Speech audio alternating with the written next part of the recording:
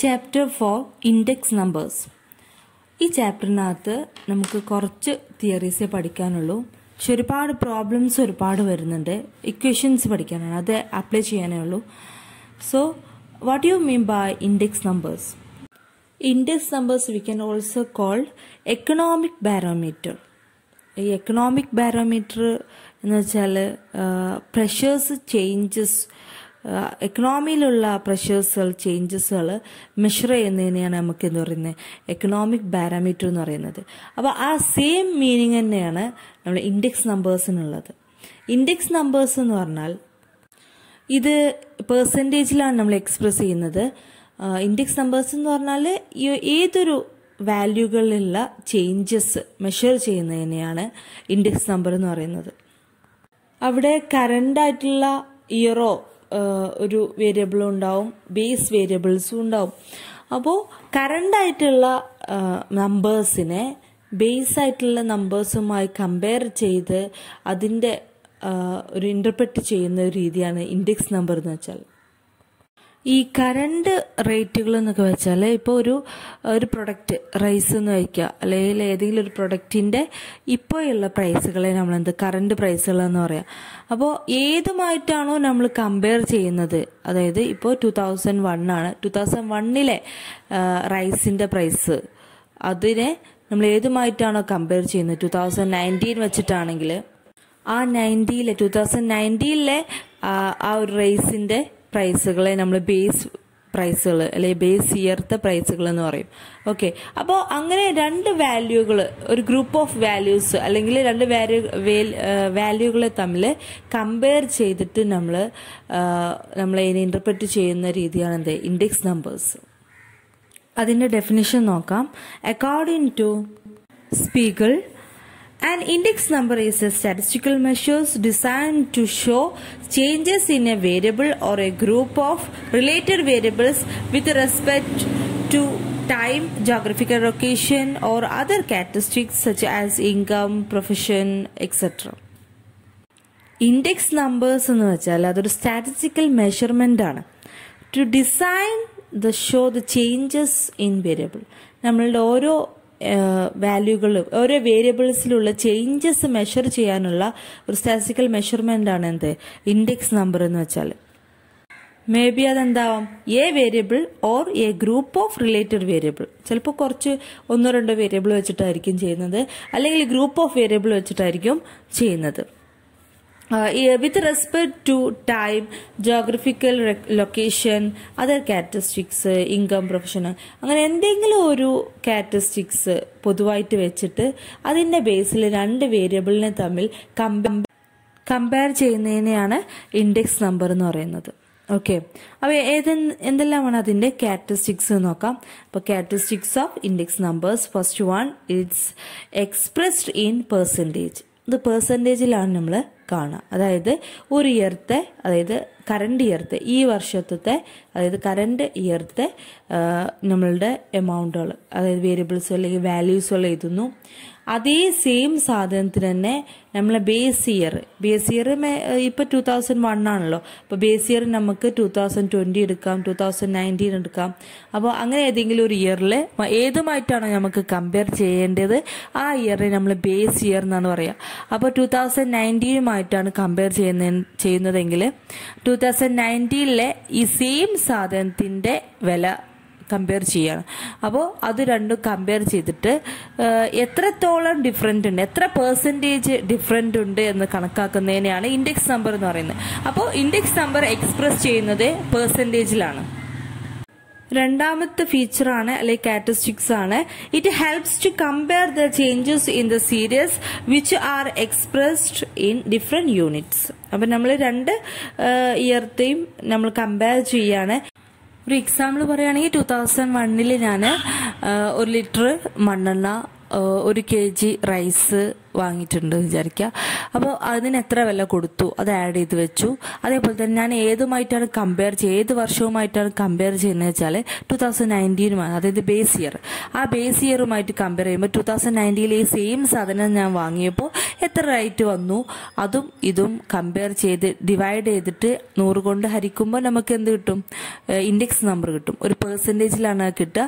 അപ്പോൾ അതിനകത്ത് ഏത് യൂണിറ്റിലാണ് അത് മെഷർ ചെയ്തത്, അതായത് ലിറ്ററിൽ മെഷർ ചെയ്തിട്ടുണ്ടാവും, kgയിൽ മെഷർ ചെയ്തിട്ടുണ്ടാവും, അതൊന്നും അവിടെ പ്രത്യേകമായി കൺസിഡർ ചെയ്യേണ്ട ആവശ്യം വരുന്നില്ല. എല്ലാം കൂടി ആഡ് ചെയ്തിട്ട് നമുക്ക് ഇൻഡെക്സ് നമ്പർ കാണാൻ സാധിക്കും.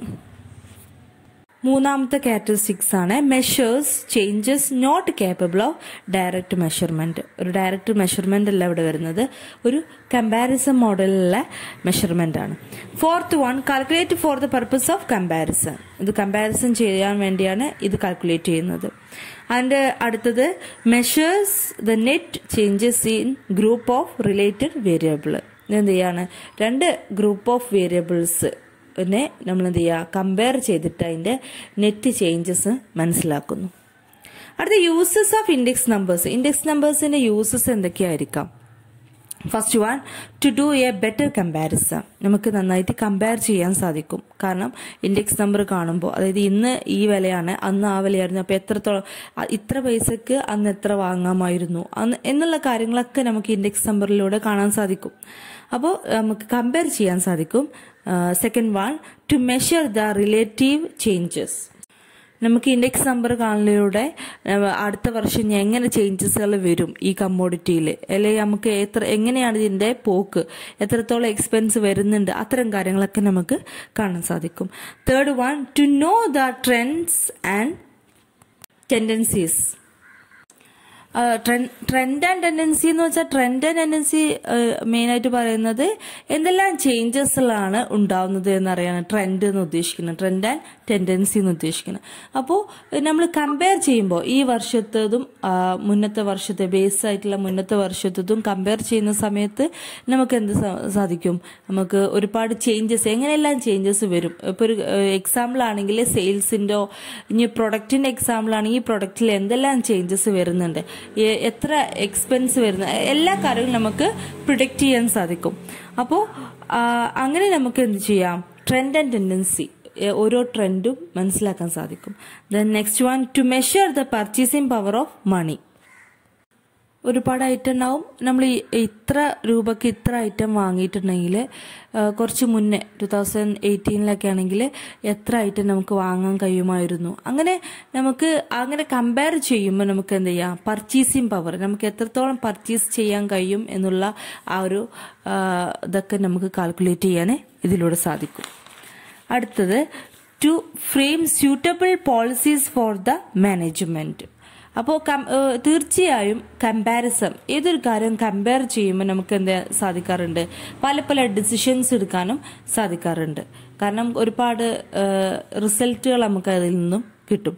അപ്പോൾ ഒരു മാനേജ്മെന്റിന്റെ ഒക്കെ കേസിലാവുമ്പോൾ ഈ ഇൻഡെക്സ് നമ്പറിലൂടെ പോളിസീസുകൾ എടുക്കാനും പ്ലാനുകൾ തയ്യാറാക്കാനും ഒക്കെ സാധിക്കും. അപ്പോൾ ഇപ്പോൾ സെയിൽസിന്റെ കേസായാലും മാർക്കറ്റിംഗിന്റെ കേസായാലും ഈ വർഷത്തെ മാർക്കറ്റിംഗിന്റെ സ്റ്റാൻഡ് എങ്ങനെയാണ്, അതിന്റെ പ്രൈസ് എത്രത്തോളം എഫക്റ്റീവായി, കഴിഞ്ഞ വർഷം എങ്ങനെയായിരുന്നു, അങ്ങനത്തെ കമ്പാരിസൺ, വാല്യൂകൾ തമ്മിലുള്ള കമ്പാരിസത്തിനെയാണല്ലോ നമ്മൾ ഇൻഡെക്സ് നമ്പർ എന്ന് പറയുന്നത്. അപ്പോൾ അങ്ങനെ കമ്പയർ ചെയ്യുമ്പോൾ മാനേജ്മെന്റിന് എന്ത് സാധിക്കും? പുതിയ പോളിസീസുകൾ, പുതിയ പ്ലാനുകളൊക്കെ തയ്യാറാക്കാൻ സാധിക്കും. Next point, to evaluate the sufficient of wage salary paid. Okay, അപ്പോൾ സഫിഷ്യന്റ് ആയിട്ടുള്ള സാലറിയൊക്കെ നമുക്ക് എങ്ങനെ കൊടുക്കണം, സാലറി എത്രത്തോളം, സാലറിയുമായിട്ടുള്ള ഡിസിഷൻസ് എടുക്കാനൊക്കെ നമുക്ക് ഈ കമ്പാരിസണിലൂടെ, ഈ ഇൻഡെക്സ് നമ്പറിലൂടെ സാധിക്കും. അടുത്തത്, to evaluate the improvement in standard of living.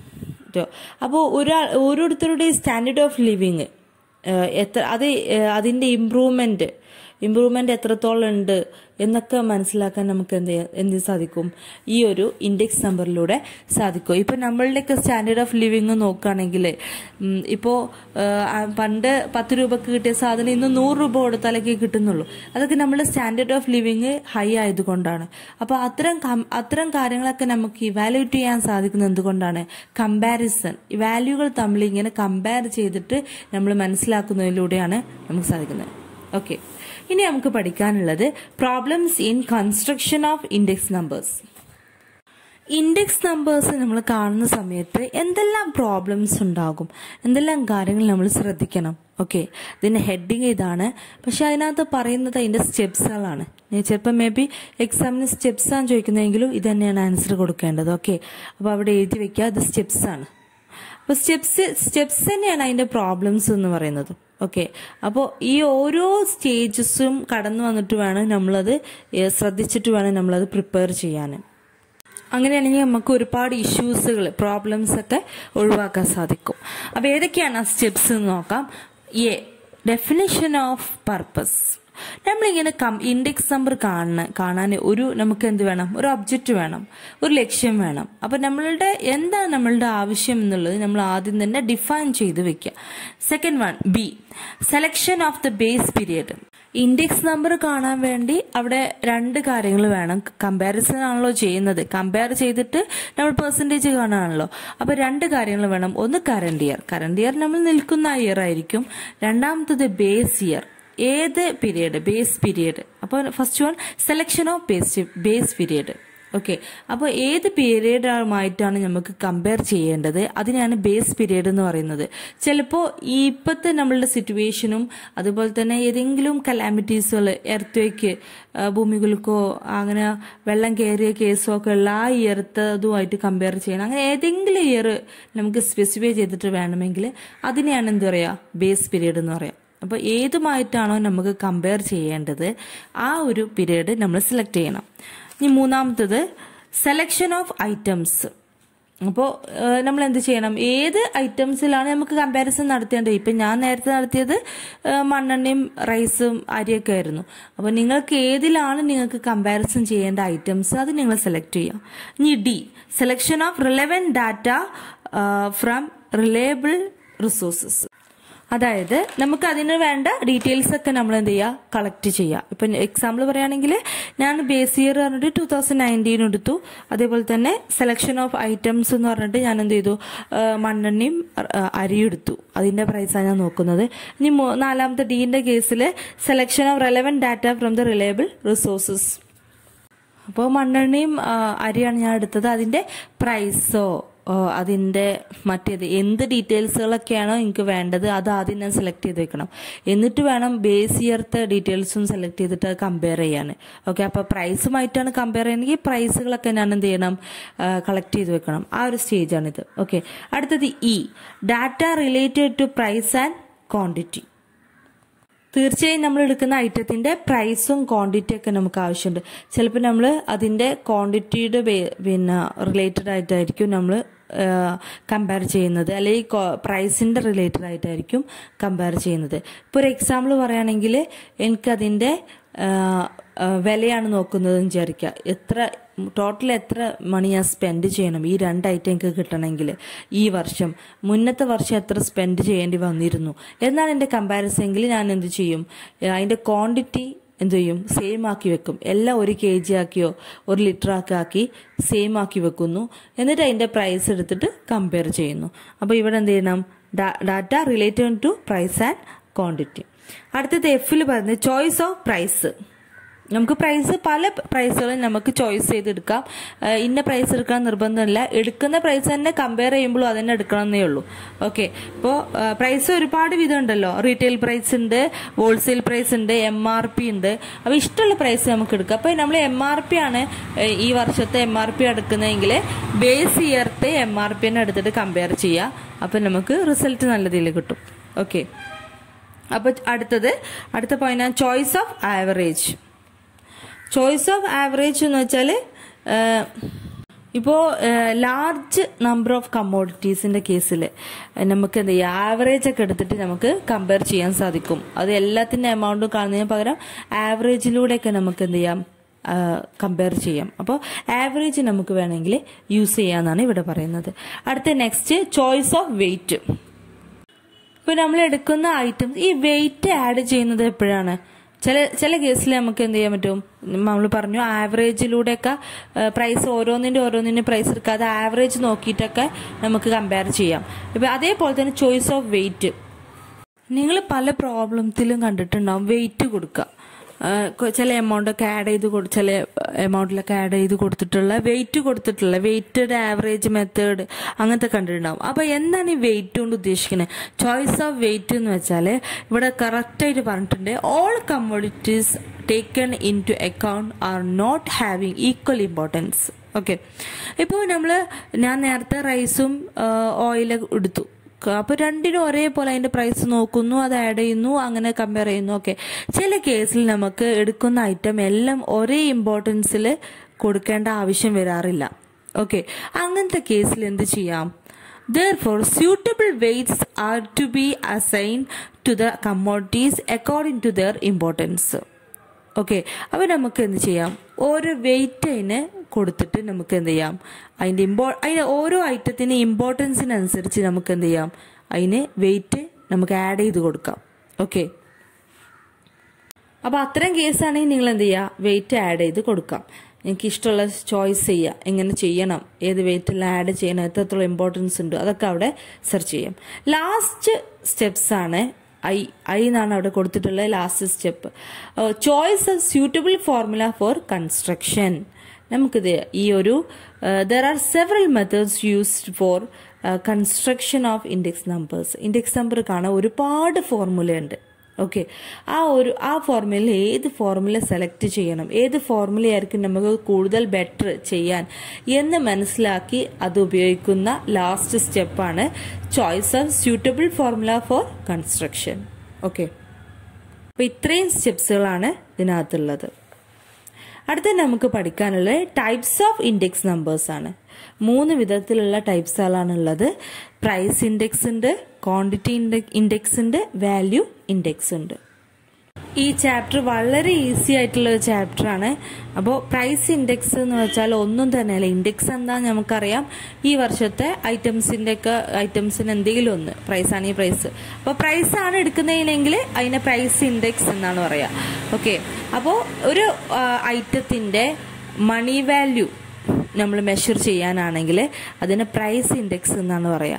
അതായത് ആ വസ്തുവിന്റെ പ്രൈസ്, ഈ വർഷത്തെ പ്രൈസും ബേസ് ഇയർത്തെ പ്രൈസും, ബേസ് ഇയർ ആണല്ല നമുക്ക് ഇഷ്ടമുള്ള ഇയർ എടുക്കാം.